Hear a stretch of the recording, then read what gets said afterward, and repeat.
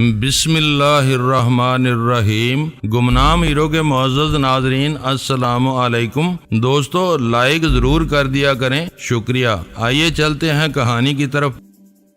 میرا باپ اور بھائی خدا کی راہ میں شہید ہوئے ہیں خانو۔ اس نے میرا ایک ہاتھ اپنے دونوں ہاتھوں میں لے کر کہا اور اس ہاتھ کو آہستہ آہستہ مسلتے ہوئے کہا، اپنے باپ اور بھائی کے خون کا انتقام میرے اوپر ایک قرض ہے، لیکن میرا اور کوئی بھائی نہیں۔ میں نے اپنے خاوند سے کہا کہ یہ کام وہ کرے، مگر وہ کہتا ہے کہ وہ تمہارا بھائی اور تمہارا باپ تھا، میں کیوں انتقام لوں؟ وہ دراصل بزدل اور نشئی ہے۔ پٹھان تمہارے باپ اور بھائی کے خون کا انتقام لے رہے ہیں۔ میں نے کہا، میں تمہارے باپ اور بھائی کے خون کا بدلہ لے چکا ہوں، کیا اس سے تمہاری تسکین نہیں ہوتی؟ نہیں، ہاشمی نے کہا، تم ہمارے رواج کو نہیں جانتے۔ تم میرے دشمنوں کے سارے خاندان کو ختم کر دو تو بھی میرے فرد کا قرض میرے سر پر موجود رہے گا۔ یہ قرض اسی وقت میرے سر سے اترے گا جب میں اپنے ہاتھوں اپنے دشمن کو قتل کروں گی یا میرا بیٹا کرے گا۔ میں نے خان گل بخت کی منت کی تھی کہ مجھے کسی پکٹ پر یا کسی کیمپ پر یا کانوائے پر حملہ کرنے والے آدمیوں کے ساتھ بھیج دے، مگر وہ نہیں مانتا۔ میں نے سنا تھا کہ پٹھان عورتیں بھی فرنگی پر حملے کے لیے جاتی ہیں۔ نہیں، اس نے کہا، عورتیں کسی اور کام کے لیے جاتی ہیں۔ میں 2 دفعہ جا چکی ہوں، مگر اس سے میری تسلی نہیں ہو سکتی۔ عورتیں اس طرح جاتی ہیں کہ تمہارے یہاں آنے سے کچھ عرصہ پہلے ادھر سے کانوائے گزری تھی۔ تم نے دیکھا ہے کہ کانوائے کو ہم لوگوں سے بچانے کے لیے فرنگی پہاڑوں پر اپنی فوج پھیلا دیتا ہے۔ جب کانوائے گزر جاتی ہے تو فوجی پہاڑوں سے اترنے لگتے ہیں اور اپنے کیمپوں کو روانہ ہو جاتے ہیں۔ ہمارے آدمی کوشش کرتے ہیں کہ سب سے آخر میں روانہ ہونے والے فوجیوں کو گھیر لیں اور ختم کر دیں۔ تمہارے آنے سے پہلے ایک پکٹ کو فوجیوں نے خالی کیا اور اپنے فوجی طریقے سے پہاڑی سے اتر آئے۔ نیچے آئے تو ہمارے آدمیوں نے ان پر گولیاں چلائیں اور کچھ آدمیوں کو مار ڈالا۔ وہ تجربہ کار فوجی تھے، انہوں نے ادھر ادھر ہو کر مقابلہ کیا، لیکن ہمارے آدمی اپنی جان کی بازی لگا دیا کرتے ہیں۔ وہ پہاڑی کے اوپر سے، نیچے سے اور جدھر سے انہیں راستہ ملا فوجیوں کی طرف بڑھنے لگے۔ فوجیوں کی تعداد 40 کے لگ بھگ تھی۔ ہمارے آدمی 22 تھے، جن میں سے 3 مارے گئے۔ سورج غروب ہونے والا تھا۔ اپنے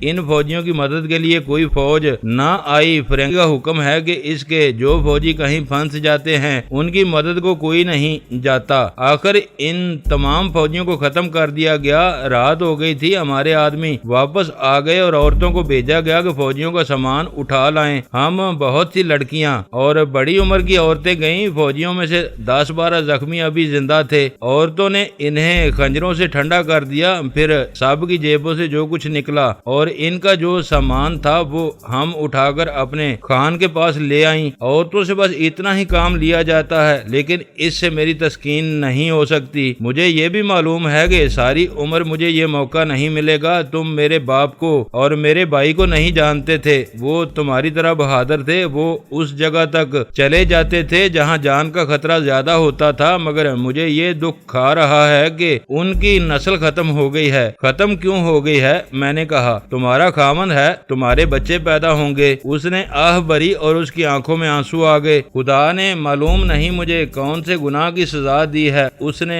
دھیمی سی آواز میں کہا، مجھے بچوں سے محروم رکھا ہے۔ کیوں؟ میں نے پوچھا، یہ کیسے ہو سکتا ہے؟ میرے خاوند کی رگوں میں خون سرد ہو چکا ہے۔ اس نے کہا، چرس نے اس کی مردانگی ختم کر ڈالی ہے، وہ زندہ لاش ہے۔ وہ میرے بچے کا باپ نہیں بن سکتا، اس میں غیرت بھی نہیں۔ میں اسے کہتی ہوں کہ تم ابھی جوان ہو، یہ نشہ چھوڑو اور باپ بنو۔ وہ کہتا ہے کہ جاؤ کسی اور کو اپنے بچے کا باپ بنا لو۔ میں نہیں مانتا کہ کوئی پٹھان اتنا بے غیرت ہو سکتا ہے۔ میں نے کہا، غیرت والے وہ ہیں جو فرنگی اور دیسی فوجیوں کا خون بہا کر اپنا نشہ پورا کرتے ہیں۔ اس نے کہا، اور جس کو چرس اور افیم کا نشہ لگ جائے اس میں غیرت نہیں رہتی، اس کا صرف جسم رہ جاتا ہے، اس میں روح بھی نہیں رہتی اور اس میں غیرت بھی نہیں رہتی۔ میں تمہیں بتاؤں وہ کتنا بے غیرت ہو گیا ہے، تم نہیں مانو گے۔ مجھے بڑی اچھی طرح معلوم ہے کہ میں نے کسی اور کے بچے کو جنم دیا تو میرا خاوند فخر سے سب کو بتائے گا کہ یہ اس کا بچہ ہے۔ وہ شاید شاید چاہتا بھی یہی ہے۔ ہاں تم ٹھیک کہتی ہو، میں نے کہا، میں نہیں مانوں گا، اس کے خون میں ملاوٹ ہے۔ ہاشمی نے کہا، یہ غدار باپ کا بیٹا ہے، اس کا باپ بنو چھاونی میں اپنا کوئی کاروبار کرتا ہے، وہ انگریزوں کا جاسوس تھا، اس نے ہمارے کئی آدمی مروائے ہیں، اس نے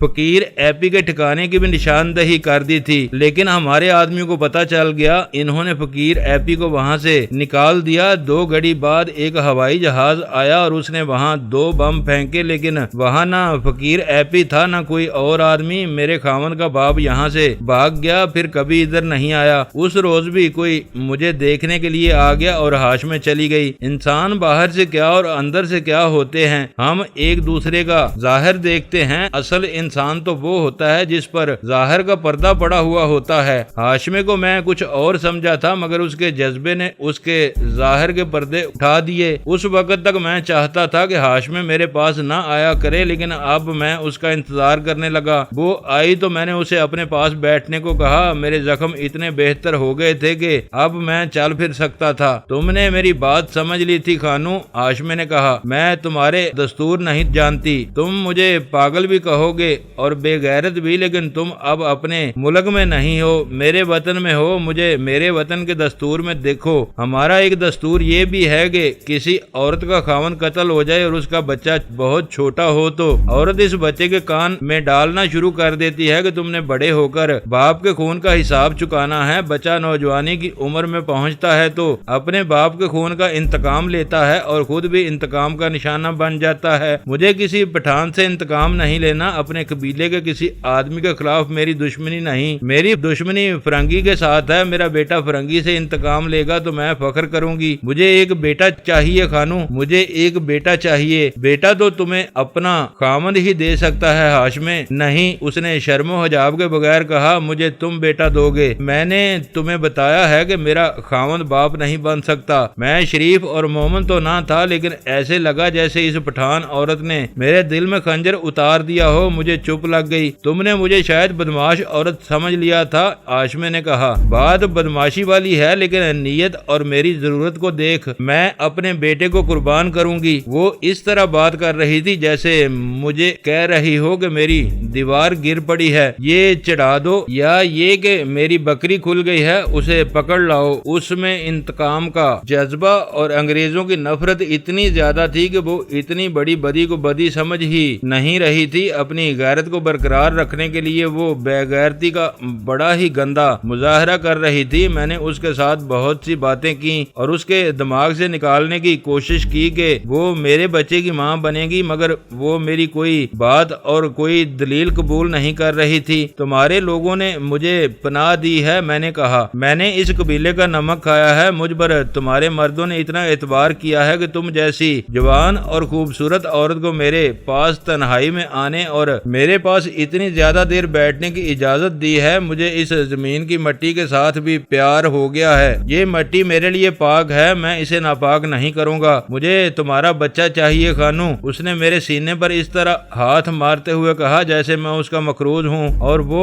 مجھ سے رقم مانگ رہی ہے۔ کہنے لگی، اور تم مجھے بچہ دو گے، تمہیں میرا کہنا ماننا پڑے گا۔ تم کسی پٹھان کے پاس چلی جاؤ، میں نے کہا۔ میں نے جس پٹھان کے ساتھ بات کی وہ مجھے گھسیٹتا ہوا میرے خاوند کے سامنے جا کھڑا کرے گا، اس نے کہا، اور میرا خاوند مجھے مار مار کر بے ہوش کر دے گا۔ ہو سکتا ہے کہ مجھے باہر کھڑا کر کے گولی مار دے، تم باہر کے آدمی ہو۔ مجھے غصہ آ گیا۔ غصہ اس بات پر آیا کہ وہ دراصل یہ کہہ رہی تھی کہ کوئی پٹھان میرے ساتھ اس گناہ پر تیار نہیں ہوگا، کیونکہ پٹھان غیور ہوتے ہیں، تم باہر کے آدمی ہو، اس لیے تم اس گناہ پر راضی ہو جاؤ گے۔ ہاشمی، میں نے بڑی ترش آواز میں کہا، میں خان گل بخت خان کو اور تمہارے خاوند کو بھی کہہ دوں گا کہ تمہیں میرے پاس نہ بھیجا کریں۔ تمہاری عزت رکھنے کے لیے کہوں گا کہ مجھے کسی کی دیکھ بھال کی ضرورت نہیں۔ اگر تم نے پھر بھی میرا پیچھا نہ چھوڑا تو میں اصل بات بتا دوں گا، پھر تم پچھتاؤ گے۔ ہاشمی نے طنزیہ مسکراہٹ سے کہا، تمہارا انجام بہت ہی برا ہوگا۔ وہ کیوں؟ میں خان گل بخت خان سے کہوں گی کہ تم نے میری عزت پر ہاتھ ڈالا ہے۔ اس نے کہا، سب دیکھ رہے ہیں کہ میں تمہارے پاس اکیلی آئی اور اکیلی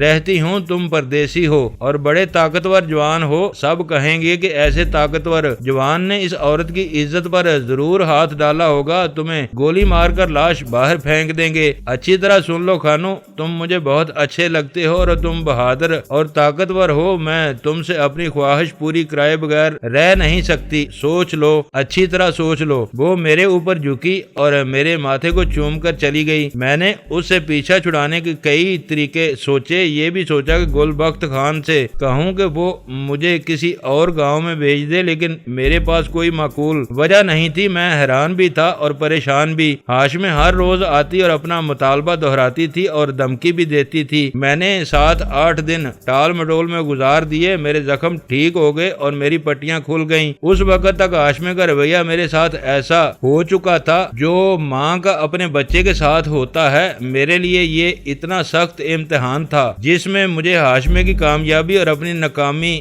نظر آ رہی تھی۔ 2 مرتبہ اس کی دیوانہ وار حرکتوں نے مجھے مجبور کر دیا کہ میں اس کے آگے ہتھیار ڈال دوں، مگر میں بچ گیا۔ پھر میں نے یہ رویہ اختیار کیا کہ وہ میرے پاس آئی اور میں باہر نکل جاتا۔ تمہیں میری محبت قبول کرنی پڑے گی، ایک روز اس نے کہا، اور تم میری خواہش پوری کرو گے۔ تم اتنی دلیر اور اتنی غیرت والی ہو تو اپنے خاوند کو زہر دے کر ختم کر دو۔ میں نے کہا، اور کسی کے ساتھ شادی کر لو۔ اگر پتہ نہ چل سکا کہ تمہارا خاوند کس طرح مرا ہے تو میں تمہارے ساتھ شادی کر لوں گا۔ نہیں خانو، ہاشمے نے کہا، میں یہ گناہ نہیں کروں گی۔ اتنے کمزور آدمی کو قتل کرتے یا کرواتے مجھے شرم آتی ہے۔ میں اس نتیجے پر پہنچا کہ یہ عورت پاگل ہو گئی ہے۔ پاگل پن کی وجہ صاف ظاہر تھی، یہ تھی اس کا خاوند۔ یہ میرا تجربہ تھا کہ انسان نیک نیتی سے کوئی ارادہ کر لے تو خدا اس کی مدد کرتا ہے اور اس کے لیے اچھے حالات پیدا کر دیتا ہے۔ 2-4 دن اور گزر گئے تو ہمارے گاؤں میں ایک خبر آئی۔ وہاں سے 15-16 میل دور ایک پہاڑی پر پکی پکٹ تھی۔ پکی پکٹ چھوٹا تھا، ایک قلعہ ہوا کرتا تھا۔ یہ کسی ٹیکری پر ہوتی تھی۔ قبائلی علاقے میں انگریزوں کے وقتوں کی بنائی ہوئی ایسی پکٹیں کئی ٹیکریوں پر موجود ہیں۔ ان میں بعض اتنی بڑی تھی کہ ان میں پوری ایک کمپنی اور بعض میں 2 کمپنیاں رہتی تھیں۔ یہ پیادہ پلٹنوں کی کمپنیاں ہوتی تھیں۔ ان پکٹوں کی دیواروں پر مشین گنوں اور رائفلوں کے لیے سوراخ بنے ہوئے تھے۔ چونکہ یہ بلندی پر ہوتی تھیں اس لیے ان کی مشین گنیں اور رائفلیں دور دور تک کے علاقوں کو زد میں لے سکتی تھیں۔ ایک پکٹ کے قریب سے برساتی ندی گزرتی تھی۔ اس کے کمانڈر کو یقین تھا کہ اس کی پکٹ کے ارد گرد کے علاقے میں کسی پٹھان کو آنے کی جرت نہیں ہو سکتی۔ ایک روز اس نے اپنی کمپنی کی خچروں کو ندی میں پانی پینے کے لیے بھیج دیا۔ ان کی حفاظت کے لیے اس نے 12-14 جوان بھی بھیجے اور خود بھی نیچے چلا گیا۔ وہ انگریز میجر تھا۔ ندی میں پانی کی لکیر سی بہ رہی تھی۔ ایک جگہ جہاں کنارہ خاصا اونچا تھا وہاں پانی جمع ہو کر تالاب سا بنا ہوا تھا۔ خچریں صرف 6 تھی، ان کے ساتھ کمپنی کمانڈر کا گھوڑا بھی تھا۔ یہ جانور پانی پی رہے تھے۔ ان کی حفاظت کے لیے جو سپاہی تھے انہوں نے ارد گرد پوزیشنیں لے لی تھیں اور میجر ندی میں ویسے ہی ٹہل رہا تھا کہ کچھ دور سے 8 قبائلی پٹھان گزر رہے تھے۔ انہوں نے ان جانوروں اور فوجیوں کو دیکھا تو ان پر حملے کا فیصلہ کر لیا، لیکن دور سے فائر نہ کیا۔ انہوں نے قبائلی علاقے کا خصوصی اور بڑا ہی دلیرانہ طریقہ اختیار کیا، یہ تھا ہلہ بولنا۔ وہ پہاڑی علاقہ تھا، چھوٹی بڑی چٹانیں تھیں، چھپنے کے لیے بالکل گوریلا آپریشن کے لیے وہ علاقہ نہایت موزوں تھا۔ یہ 8 پٹھان ڈھینگتے ہوئے آئے اور ایسی جگہ سے ندی میں اتر گئے کہ حفاظت کے لیے جو فوجی پوزیشن لیے بیٹھے تھے وہ پٹھانوں کو دیکھ نہ سکے۔ ندی میں اترنے والے 4 تھے۔ انہوں نے ان سپاہیوں پر خنجروں سے حملہ کر دیا جو خچروں اور گھوڑوں کو پانی پلا رہے تھے۔ میجر بھی وہیں تھا، اس کے پاس ریوالور تھا۔ اس نے ریوالور سے 2 پٹھانوں کو مار ڈالا۔ ادھر اوپر باقی 4 پٹھانوں نے ان 12-14 فوجیوں پر حلہ بول دیا جو حفاظتی پوزیشنوں میں تھے۔ یہ سب ہندو تھے، وہ بے خبری میں دبوچے گئے۔ انہوں نے رائفلوں پر سنگینیں چڑھا رکھی تھیں۔ ان سے انہوں نے مقابلہ کرنے کی کوشش کی لیکن وہ پٹھان کی دہشت کو برداشت نہ کر سکے اور بھاگ نکلے۔ ان میں سے 4-5 خنجروں سے شدید زخمی ہو گئے تھے، وہ وہیں پڑے رہے۔ پکٹ سے وہ جگہ نظر نہیں آتی تھی، راستے میں ایک چٹان آ جاتی تھی، اس لیے پکٹ سے فوجیوں کو مدد نہ مل سکی۔ اوپر والے پٹھان نیچے ندی میں کودے تو انگریز میجر 3 پٹھانوں کو ریوالور کا نشانہ بنا چکا تھا۔ اوپر سے آنے والے پٹھان اس کے پیچھے سے آئے اور میجر کو خنجر مارنے کی بجائے اسے دبوچ لیا۔ اسے وہ زندہ پکڑنا چاہتے تھے تاکہ انگریز حکومت سے اس کی نقد قیمت لے سکیں۔ وہ ندی کے بلند کنارے کے ساتھ ساتھ میجر کو گھسیٹتے ہوئے پکٹ کے خطرے سے دور لے گئے۔ آگے چٹانوں کی اوٹ تھی، پٹھان میجر کو اپنے ساتھ لے آئے۔ اس دور میں یہ یہ واقعہ اور پٹھانوں کا یہ حملہ حیران کن نہیں تھا۔ یہ اس میجر کی غلطی تھی کہ وہ علاقہ غیر میں پکٹ سے باہر آ گیا تھا۔ اس نے فوجی احکام کی خلاف ورزی کی تھی۔ رات کا وقت تھا، میں گہری نیند سویا ہوا تھا۔ دروازے پر بڑی زور کی دستک ہوئی۔ میں نے جاگ کر دیا جلایا اور دروازہ کھولا۔ باہر ہمارا ملک خان گل بخت خان 2 پٹھانوں کے ساتھ کھڑا تھا اور ان کے ساتھ ایک آدمی تھا۔ وہ اندر آ گئے۔ میں نے دیے کی روشنی میں چوتھے آدمی کو دیکھا۔ وہ خاکی وردی میں تھا اور اس کے ہاتھ پیٹھ پیچھے رسی سے بندھے ہوئے تھے۔ وہ انگریز تھا۔ میں نے اس کا چہرہ دیکھا تو مجھے حیرت کا دھچکا لگا۔ وہ وہی میجر تھا جسے میں نے جہلم کے قریب پہاڑی جنگل میں بھیڑیوں سے بچایا تھا۔ میں اس وقت کہیں بھاگا جا رہا تھا۔ میں نے اس میجر کو بتا دیا تھا کہ میں کون ہوں۔ اس میجر نے مجھے بہت بڑا انعام دیا تھا، جو یہ تھا کہ اس نے یہ جان کر بھی کہ میں مفرور قاتل اور ڈاکو ہوں، مجھے فرنٹیئر کے راستے پر ڈال دیا تھا۔ یہ کوئی پرانا واقعہ نہیں تھا۔ 2-3 مہینے پہلے میری اور اس کی ملاقات خونخوار بھیڑیوں نے کرائی تھی۔ اس وقت اس کی پلٹن جہلم چھاونی میں تھی۔ اب اس سے پوچھے بغیر میں سمجھ گیا کہ اس کی پلٹن فرنٹیئر کے قبائلی علاقے میں آ گئی ہے۔ اس نے مجھے دیکھا، اس کی آنکھوں کا زیادہ کھل جانا بتا رہا تھا کہ اس نے مجھے پہچان لیا ہے۔ میں نے ایسی کوئی حرکت یا بات نہ کی جس سے گل بخت خان یا دوسرے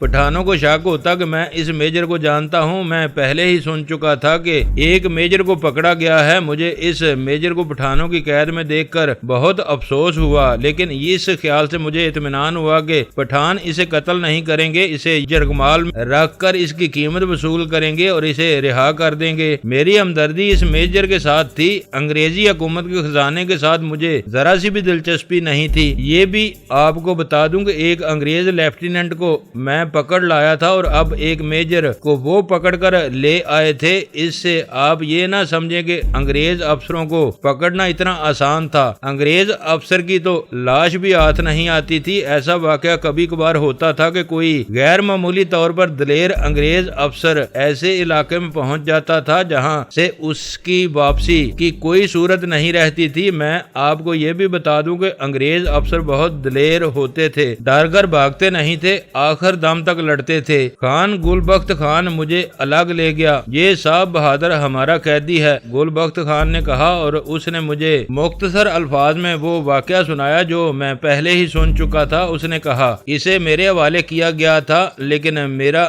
گاؤں محفوظ نہیں، میں اسے یہاں لے آیا ہوں۔ یہ 5-6 گھر ہیں، یہاں کوئی نہیں آ سکتا۔ اگر انگریزوں نے پورے بریگیڈ سے حملہ کیا تو بھی یہ جگہ محفوظ رہے گی۔ اگر توپوں کے گولے یہاں تک آئے تو تم اس میجر کو یہاں سے نکال کر پہاڑیوں کے اندر لے جا سکتے ہو۔ اس زمانے میں فرنٹیئر کی جنگ میں یوں ہوتا تھا کہ جس علاقے میں پٹھان انگریزوں کا زیادہ نقصان کرتے اور بہت سرگرم ہو جاتے تھے، اس علاقے میں انگریز 1 یا 2 بریگیڈوں سے حملہ کرتے تھے اور راستے میں جو گاؤں یا مکان آتا اسے ملبے کا ڈھیر بنا دیتے تھے۔ اس دور کے سست رفتار ہوائی جہاز بم گراتے تھے، اسے وہ سزا دینا کہتے تھے۔ اب پٹھان ایک میجر کو پکڑ لائے تھے، یہ معمولی واقعہ نہیں تھا۔ خدشہ تھا کہ انگریز فوج پورے علاقے میں تباہی پھیلائے گی۔ اس صورتحال میں پٹھان غائب ہو جاتے تھے کیونکہ وہ فوج کی صورت میں نہیں، گوریلا طرز کی لڑائی لڑتے تھے، یعنی ضرب لگاؤ اور غائب ہو جاؤ۔ میں اگر کہوں کہ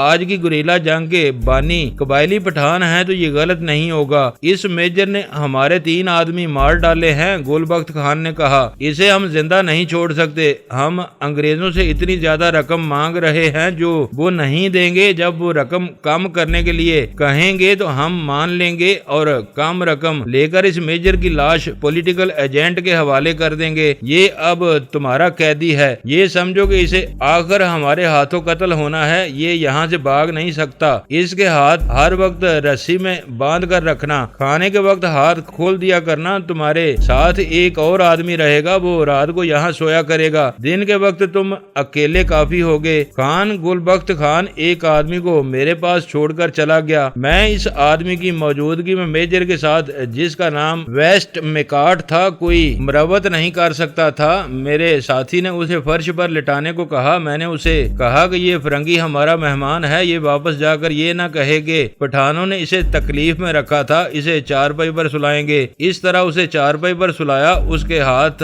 پیٹ سے کھول کر آگے کر کے باندھ دیے تھے۔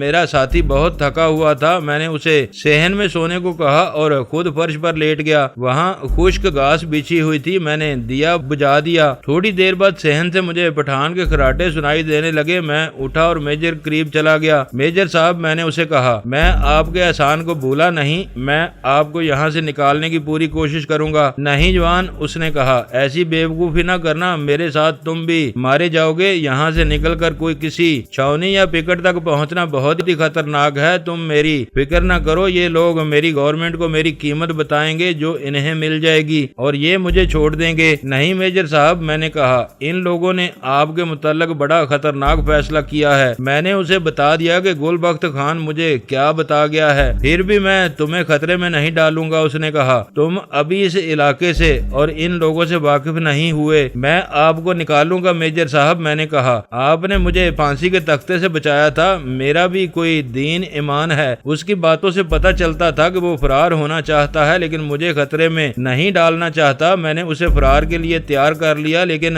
چند دن انتظار کر کے، کیونکہ پٹھانوں پر اس کا اعتماد پیدا کرنا ضروری تھا۔ اس کے متعلق پولیٹیکل ایجنٹ کے ذریعے جو سودے بازی ہونی تھی اس میں کم و بیش 15 دن لگنے تھے۔ ہو سکتا ہے ہمارے فوج اس علاقے پر حملہ کرے۔ میجر نے کہا، اس صورت میں ہمارا فرار قدرے آسان ہو جائے گا لیکن تمہارے لیے خطرہ پھر بھی موجود رہے گا۔ تم ہمارے قانون کے بڑے خطرناک مجرم ہو، مجھے فرار کرانے کا تمہیں انعام ضرور ملے گا لیکن تم اپنے جرائم کی سزا سے بچ نہیں سکو گے۔ میں آپ کی بادشاہی میں داخل نہیں ہوں گا۔ میں نے کہا، آپ کو اس پکٹ تک پہنچا کر جہاں سے آپ پکڑے گئے تھے میں واپس آ جاؤں گا اور تم جو ہی ان لوگوں میں واپس آؤ گے تمہیں گولی مار دیں گے۔ میجر ویسٹ میکارٹ نے کہا، سوچ لو جوان، اچھی طرح سوچ لو۔ میں نے سوچ لیا ہے۔ میں نے کہا، جس نے مجھے فرار کا راستہ دکھایا تھا اسے میں اپنے سامنے قتل ہوتا نہیں دیکھ سکوں گا۔ میں نے اس کے ہاتھ کھول دیے اور اسے کہا کہ وہ رسی کلائیوں پر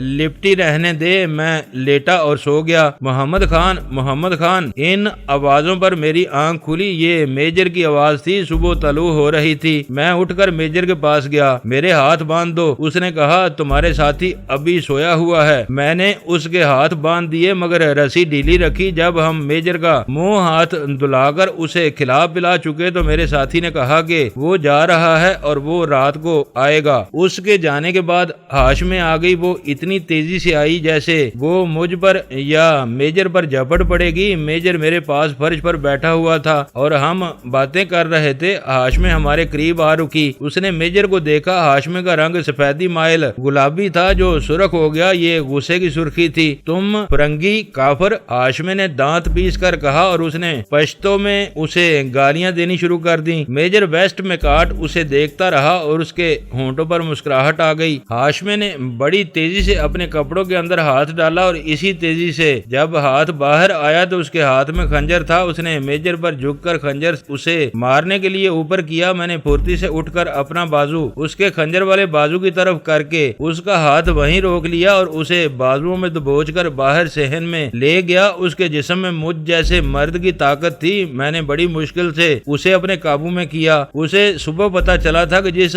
انگریز میجر کو پکڑا گیا ہے اسے میرے سپرد کر دیا گیا ہے۔ ہاشمے اپنے باپ اور بھائی کے خون کا انتقام لینے کے لیے خنجر اپنے کپڑوں کے اندر چھپا کر آ گئی تھی۔ وہ میرے ہاتھ نہیں آ رہی تھی۔ کہتی تھی، خانو تم باہر چلے جاؤ، مجھے اس فرنگی کے پاس اکیلی چھوڑ جاؤ، مجھے اس کافر کے خون سے اپنی پیاس بجھانے دو۔ اس کے غصے کا یہ عالم تھا کہ اس کی آنکھوں سے آنسو بہ رہے تھے اور اس کا جسم کانپ رہا تھا۔ میں نے اس کے ہاتھ سے خنجر لینے کی کوشش کی تو اس کی انگلیاں خنجر کے دستے پر اکڑی ہوئی تھیں۔